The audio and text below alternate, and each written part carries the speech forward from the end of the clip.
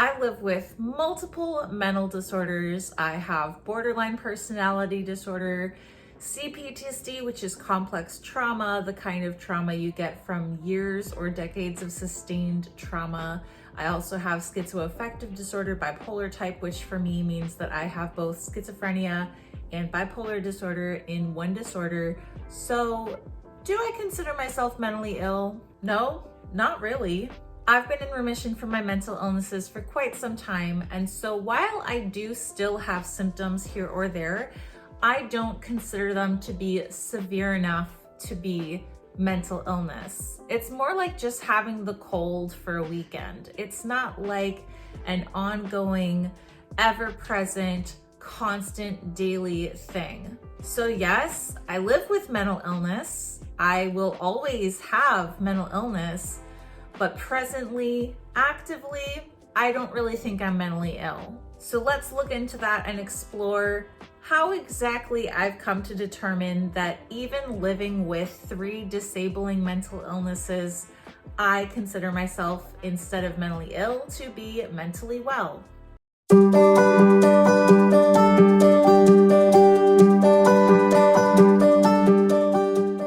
Before we get started, here's a disclaimer to say that I am not a mental health care professional and I am in no way qualified to give any advice, medical or otherwise. Who I am simply is a person living with severe mental illness who is here to share with you the wisdom and insight I've gleaned along my journey of recovery. Also, a trigger warning to say that the subject of mental illness in and of itself is a delicate subject that may at times be difficult to talk about. So if at any point during this video I say anything that may be triggering to you, you are more than welcome to leave. Now, I've been disabled by mental illness like most of my life. And even before I was diagnosed with anything, I had difficulty functioning on a day-to-day basis with pretty basic stuff like hygiene or performing at all in school or socializing. Really, everything was challenging. And a lot of things with mental illness that are challenging can be taken for granted because they seem like things that anyone should be able to do. And so I want to first talk a little bit about the difference between having an illness and having a disability. Now, when we hear the word illness, we think of things like the flu, a cold, things like that, things that can be resolved. But there's other kinds of illnesses. Chronic illnesses and mental illnesses may be ongoing. They may just go on indefinitely for the rest of a person's life without any resolution. And while a lot of illnesses may be resolved, chronic illnesses can go far beyond that to the opposite extreme. Instead of being something that can be treated and cured, they may be something that severely limits a person's daily life, that actually impairs their functioning to a disabling degree, in which these illnesses become disabilities. You don't have to have a physical illness to be disabled. Any illness can be disabling. And for a lot of people with mental illness, their mental health is what's disabling to them. Disability is basically when a person's day-to-day functions are severely limited and they struggle to do daily tasks that most people would be able to perform. So disability can look different between the chronic illness and mental illness communities. While a person, say, with cerebral palsy may need some sort of mobility aid to get around, maybe they need crutches or a wheelchair, a person with mental illness could be able to walk just fine, but also be disabled. The thing is that these things that are disabling often don't look like things that could be disabling. They look like really basic things, and that's the nature of disability. Disability affects basic things. It affects day-to-day things that anyone might take for granted. So while a person with limited mobility may obviously seem disabled, because yeah, I can understand how walking would be disabling, people don't grant that same leniency to your mind, right? everybody who can walk would probably fairly look at a person in a wheelchair and think, okay, that makes sense, you can't walk. But everybody who can eat might not look at a person with mental illness and think it's fair that you can't eat. They might think you're lazy, you're stupid, what the fuck? I've heard it all. Psychiatric disability affects me in a multitude of ways, and it still does, even though I consider myself stable. This is still something that I'm challenged, I guess, with, and it's something that I'm working on overcoming, and I've made great progress. But psychiatric disability for me has looked like not being able to go out in public. You wouldn't think that was disabling, would you? But for a person with agoraphobia, it absolutely is. It has looked like not being able to pick up my own medication, not being able to feed myself, not being able to, take care of my hygiene, like really basic things that a lot of people wouldn't think are disabling, that are just so much harder to do with mental illness. So my mental illness started there. It started with not being able to do really basic things and needing a lot of help. I've had multiple caregivers in my life. I have had my mom, she was my first caregiver. My identical twin was my second caregiver. My ex-husband was a piss poor caregiver. And my current partner, my fiance, John, has been my caregiver, but I think we're past that. I think I've moved past that now that I've gotten to be more stable. When John started living with me, his caregiving was a lot of emotional support, and it was coaching me through my BPD episodes, because my borderline personality disorder has actually been the most disabling on a day-to-day basis. I believe that is in part because my psychosis is episodic, and when I'm not in an episode, I can somewhat take care of myself, but BPD is not something that can be treated with medication, and I had to live with that daily for years before I could get it under control. So the BPD prevented me from having a quality of life, and he had to help me with coming out of episodes and, monitoring my moods. He had to help me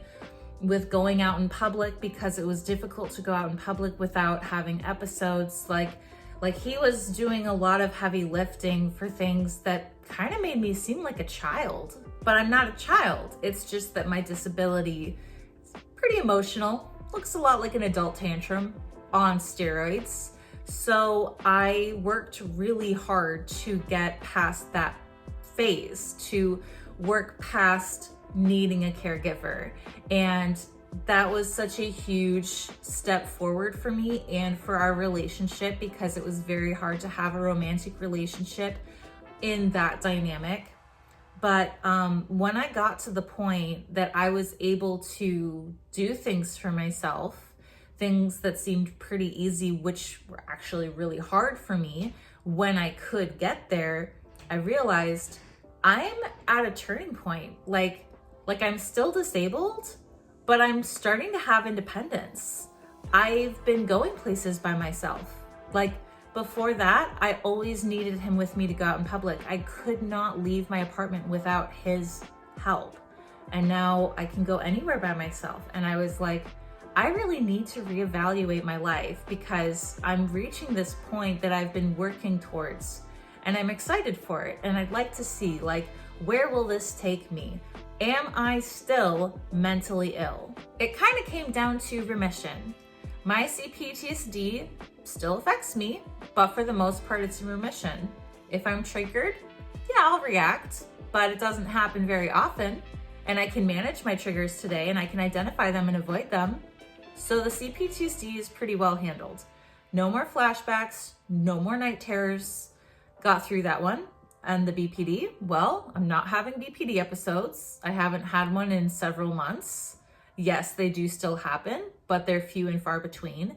They used to happen multiple times a day, every day, and now maybe twice a year. So I would say that one's in remission. Sure, I still split on people. I still have black and white thinking. I still think like a BPD, but I'm also able to pull myself away from that If I split on a person, I'm able to come back from it faster and easier. I don't get as far into the split where I like completely hate a person. I might be irritated by a person. The symptoms in general, like the invalidation, yes, I still struggle with invalidation, but it's manageable, a lot better. And the psychosis, I've been in remission from that for 4 years, I think, almost 5. And that was the hardest to overcome, and that was the hardest cycle to break. And it took a long time to recover from psychosis, a long time. But I have my cognitive abilities back. I don't feel that I'm affected in that way anymore. I haven't had a hallucination in months. I've only had 2 in the last year altogether. I feel like that's really fortunate. I feel like it's the stress that brings that out. So it might more be like a BPD hallucination, but nonetheless, everything's clear. The symptoms are manageable. They're hardly there. I think I'm pretty good. Clinically, I'm still mentally ill. I still take medication. I still have to do the work. I still have to go to therapy to keep things in check. But I don't like to use that term. So yeah, I am mentally ill. I'll always be mentally ill. Can't do much about that. But I can redefine the way I think. And I don't think of myself as mentally ill anymore. I think of myself as mentally well. I've been stable for 2 or 3 years at this point, and I owe a lot of that to my doctors and their amazing effective treatment. I also owe most of that to me. I have put in a lot of hard work. I dedicated myself to my mental health. I remember dedicating myself, making that active decision to give my life over to this recovery, and being so desperate, crouched on the floor, hugging my knees, rocking and saying to myself, I love you, and trying to believe it because I so desperately wanted to believe that I was lovable, just really just at the end of my rope, surrounded by broken glass and a broken lamp from a lamp that I crushed on the ground, like my flipped couch. Like I had just destroyed my apartment in a BPD rage, and I was desperate, and I just held myself and I said, I will do whatever it takes to never live like this again. Like I refused to live like this. And ever since then, I've worked really hard to get here. It didn't happen overnight. It took years. I think that happened in 2015. So if I've been stable 2 or 3 years, it took like 7 years to get there.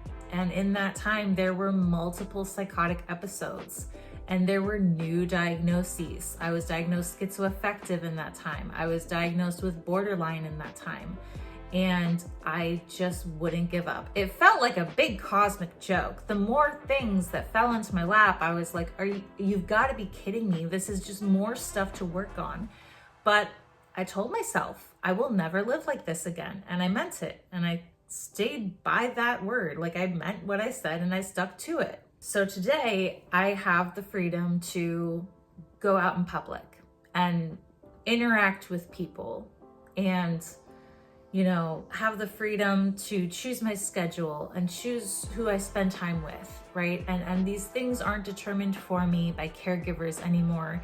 It's not caregivers making my appointments around their schedules. I can make my schedule and let them know, like, hey, honey, I'm going to an appointment. Oh, do you need a ride? No, I've got this. And I couldn't do that for a really long time. So to have independence is huge and probably the biggest reward for me right now. I have a lot left to work on, and I notice that, I guess, when I'm around other people and things come up and I realize, Oh, I guess I'm farther away from where I want to be than I thought, because I've overcome so much that I'm like, I know I've gone a really far length in being okay. And then I'm around people who don't have PTSD and there's a loud noise and I scream and they don't. And I realize there's a little bit of work left to do. And there may always be, but that's okay. You know, if my big freak out today is just screaming when a plate falls on the floor, that's better than punching holes in walls with my head, right? Because that's how I used to handle things like that. And I'd say that what I'm dealing with today is a lot more manageable. So being mentally well for me looks like having commitments and responsibilities. I'm in the recovery community. I sponsor in 12-step programs. I have 5 sponsees. So a lot of my commitments and responsibilities are showing up for my ladies. I meet my 5 sponsees all throughout the week, and that's 5 designated times that I'm showing up for these women, and I'm setting an example as their sponsor. If I was the sponsee, it would be one thing to blow off an appointment, but as the sponsor, it's pretty rude, honestly. Like, that's kind of not cool. So I dedicate myself not only to my recovery, but to theirs too, to helping them through their recovery. And I also volunteer. I volunteer for the American Red Cross, and I volunteer at the Recovery Cafe in my town where I like to hang out. And, you know, I've been working on training to be a barista so that hopefully I can use that skill outside of the cafe and get a job. Like, I haven't been able to work in a long time, and every time I've tried to work, it has not gone well. Thus is the nature of my disability. But as I said, I'm gaining independence, I'm mentally well, and I'm working towards having a job someday. So the training that I'm doing at the cafe, they have a coffee bar and I'm the barista, and I'm hoping that that will be like a transferable skill that I can employ in the real world. Like, this is all years in the making, but it's finally coming together, and it's rewarding. I used to be really afraid of independence and responsibility because I didn't know it. Like, that was so far outside of my vocabulary. And it's like when a bird has been in a cage its whole life and you open the door and it won't fly out. It's because that's all it's ever known. And as an adult who's only ever been on disability, like, that's all I'd ever known. And so it was really scary coming up to this place, which is funny because I'd worked so hard for it, but to finally get there was a little daunting, and I wasn't sure if I could handle it. And part of me wants to crumple and go back to that disabled place that's familiar to me, but I know I've worked so hard for this. And as anyone who's ever lived on disability income knows, it's really hard to live on disability income. Like, not just the amount, because it's not very much, but like the reviews you have to do and reporting everything to the government every time you make any small change in your life. Like, I'm moving and now I have to go through that again with them, and you know, had a call with them the other day and it was just stressful. And it's like, I would just love for all of that to be over someday. And the fear of independence is outweighed by my ambition. So I'm at a crossroads right now between overcoming disability and embarking on the journey of being an independent, abled adult. I'm pretty excited for where this is taking me. I'm tentatively planning for this year, 2025, to be the year that I make that jump. As of right now, I do feel stable. I know I'm stable. I have the evidence that I'm stable, and it's been good for a while. It's just that hurdle of getting past my fear of the comfortability of being disabled, right? And honestly, that's so ridiculous. There's nothing comfortable about being disabled, but it is a little bit scary to close that chapter on my life. However, I've been doing my videos here and on TikTok for like 2 years now, and I recently went back and started watching my older videos and realized I have come so far just since I started making videos, because back then I was still having BPD episodes every day. And today that feels like a lifetime ago. So I think I can do it. I think this is my year. I'm hoping that by this time in 2026, I can say that I'm no longer disabled. So yeah, keep rooting for me, I guess, you guys. Like, thoughts and prayers, yada, yada, yada. I would love for that to be my reality. I guess I'll be okay if it's not, but I'm here to shoot my shot. I'm ready. I'm going for it. So that's basically my 2 cents about why I don't consider myself mentally ill and why I prefer the term mentally well, because I have overcome quite a lot. That's really all I have for you guys today though, so I will wrap up there.